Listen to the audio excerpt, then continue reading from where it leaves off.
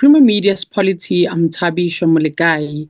Joining me today is Professor Raymond Suttner, here to unpack part one of National Dialogue Services.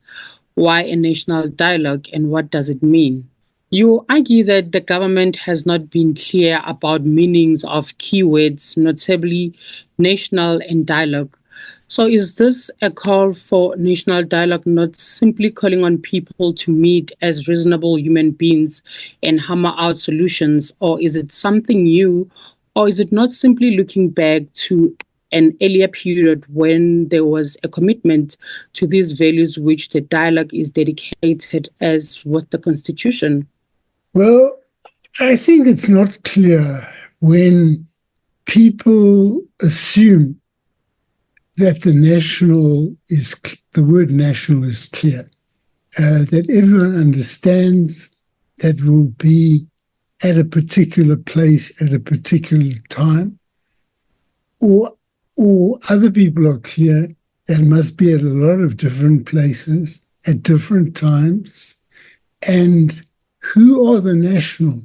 Are they just leading government figures, things like that? Do they include, in Ramaphosa, President Ramaphosa's inaugural address, when he was speaking about this, he quoted the Constitution about South Africa belongs to all who live in it. So will non-nationals who live here also have a chance to talk? So I think they embody the values that are agreed on, but the values that are agreed on are debatable, not meaning that they shouldn't be in the Constitution, but what the exact meanings are, I say plural, meanings are, is up to debate, and people who want to see one type of South Africa will push for this, that, and the other, and others will push against it. I'm saying that the notion of what South Africa is not clear. Even if it's in the Constitution, most words in the Constitution can be debated and be taken to court for this and the other reason, even though it's our guiding conception of the country, at least insofar as the law covers everything. And you also place a lot of weight on the notion of universalism. So why is it so important?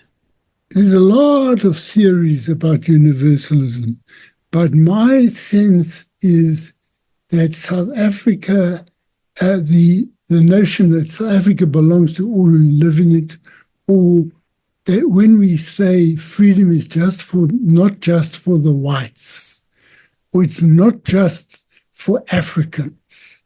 When we say those things, what we're saying is our notion of freedom is universal.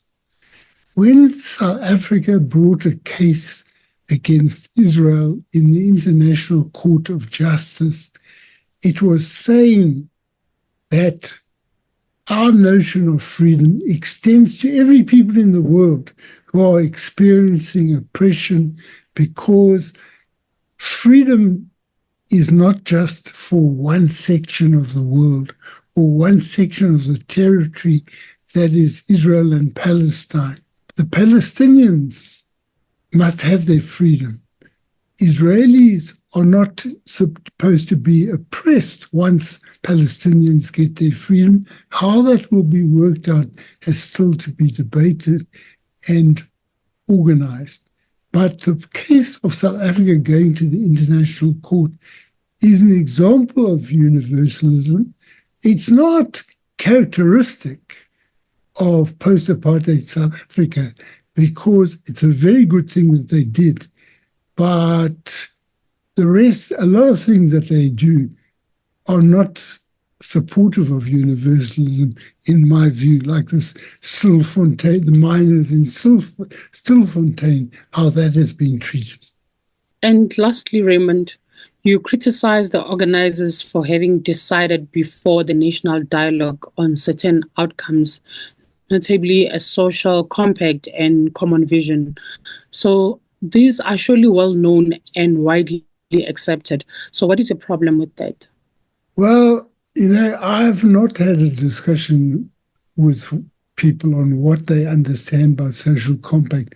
I see there's a lot of writing about it.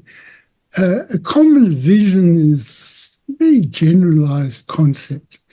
And what I'm saying is, if there's going to be a national dialogue, the outcomes must come after the national dialogue. You can't have the outcomes before you even talk, because what's happening is you're talking before you're listening. And what we should be hoping to see in a national dialogue is a process where we all hear one another, we all get the chance to speak, and we all get the chance to listen, or should take the chance to listen. So I'm not saying it's a bad thing to have a national dialogue, but they're giving very limited ideas of what it means. That was Professor Raymond Suttner speaking to Criminal Media's Polity about part one of National Dialogue Series, Why a National Dialogue and What Does It Mean?